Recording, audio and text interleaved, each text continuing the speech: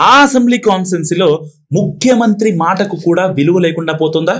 CM చెబితే ఏంటి, మా దారి మాదే, మా బెదిరింపులు మావేనన్నట్టుగా ఎమ్మెల్యే అనుచరుల వ్యవహారం ఉందా? తొండ ముదిరి ఊసరవిల్లైనట్టు బెదిరింపులు సెగ ఎప్పుడు ఏకంగా జాతీయ స్థాయి కంపెనీలనే టచ్ చేసిందా? వాళ్ళ దెబ్బకు ఫ్యాక్టరీలు మూతపడే పరిస్థితి వస్తుందా? ఏంటా నియోజకవర్గం? ఏ ఎమ్మెల్యే అనుచరుల ఆగడాలు?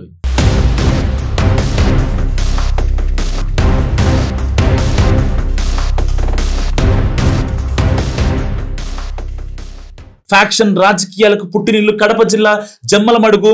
ప్రత్యర్థుల మీద పగ తీర్చుకోవడానికి ఫ్యాక్షన్ ను పురిగొల్పడం పాత వ్యవహారం. ఇప్పుడు ట్రెండ్ మారింది. పగలు ప్రతీకారాలు నరుక్కోవడాలు తగ్గిన ఆ ప్లేస్ లో రాజకీయ నేతల్లో కాసుల కక్కుర్తి విపరీతంగా పెరిగిపోయిందని అంటున్నారు పరిశీలకులు. ఇందులో ఉచ్చ నీచాలు స్థాయి భేదాలు కూడా ఉండడం లేదని, గన్ పెట్టు షేర్ పట్టు అన్నట్టుగానే వ్యవహారం ఉందని చెప్పుకుంటున్నారు. కడప జిల్లాలో మొట్టమొదటిసారిగా గత ఎన్నికల్లో జమ్మలమడుగు నియోజకవర్గం నుంచి బోని కొట్టింది బీజేపీ. సీనియర్ నేత, ఫ్యాక్షన్ బ్యాక్గ్రౌండ్ నుంచి వచ్చిన దేవగుడి ఆదినారాయణ రెడ్డి ఎమ్మెల్యేగా గెలిచారు. అంతవరకు బాగానే ఉన్నా ఇప్పుడు ఎమ్మెల్యే పేరు చెప్పి ఆయన వర్గీయులు చేస్తున్న ఆగడాలు అంతే లేకుండా పోతుంది. కాన్స్టిట్యున్సీలో ఏ పని జరగాలన్నా తనకు వాటా ఇవ్వాల్సిందేనని డిమాండ్ చేస్తున్నారట.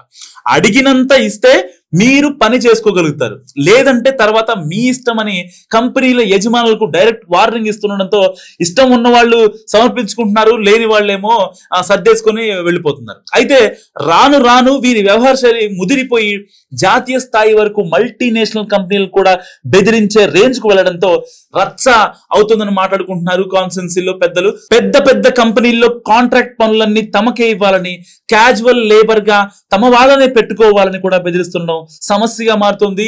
ఈ బెదిరింపులు ఎపిసోడ్ లో పైకి ఆదినారాయణ రెడ్డి వర్గీయులు కనిపిస్తున్నా ఇదంతా ఆయనకు తెలియకుండానే జరుగుతోందా అన్న అనుమానాలు కూడా వస్తున్నాయి అక్కడ స్థానికులు. నియోజకవర్గంలో అదానీ పవర్ ప్లాంట్ నిర్మాణ పనులు సబ్ కాంట్రాక్ట్ చేస్తున్న కంపెనీ మీద ఆ మధ్య ఎమ్మెల్యే ఆదినారాయణ రెడ్డి అనుచరులు దాడి చేశారు. అది జాతీయ స్థాయిలో రచ్చవడంతో స్వయంగా ముఖ్యమంత్రి ఎమ్మెల్యేని పిలిపించి మరీ మందలించినట్లు అప్పట్లో చెప్పుకున్నారు. ఈ ఘటన మరవక ముందే రాయలసీమ థర్మల్ పవర్ ప్రాజెక్ట్ నుంచి తరలించే బూడిద వివాదం రాష్ట్ర వ్యాప్తంగా సంచలనం క్రియేట్ చేసింది. తాడిపత్రి మాజీ ఎమ్మెల్యే జేసీ ప్రభాకర్ రెడ్డికి చెందిన బూడిద రవాణా లారీలను అడ్డగించి నానా హంగామా చేశారు ఆదినారాయణ రెడ్డి అనుచరులు. సో ఆ గొడవ కూడా ముఖ్యమంత్రి కార్యాలయం దాకా వెళ్ళింది. సో పరిష్కరించడానికి ఏకంగా ముఖ్యమంత్రి రంగంలోకి దిగాల్సి వచ్చింది. అయినా సరే అనుచరులు ఒక్క అడుగు కూడా వెనక్కు తగ్గలేదు. ఈ విషయంలో జేసీ వర్గీయులే కాస్త తగ్గడంతో వివాదం అక్కడికక్కడ సద్దుమణిగని చెప్పుకుంటారు చాలా మంది. ఈ రెండు పోను ఇప్పుడు ఏకంగా అల్ట్రాటెక్ కంపెనీనే టార్గెట్ చేశారు ఎమ్మెల్యే మనుషులు. తమ వాళ్లకు కంపెనీ కాంట్రాక్టులు ఇవ్వలేదంటూ డైరెక్ట్ గా UltraTech cement factory mining zone లోకి వెళ్లి బెదిరించారట.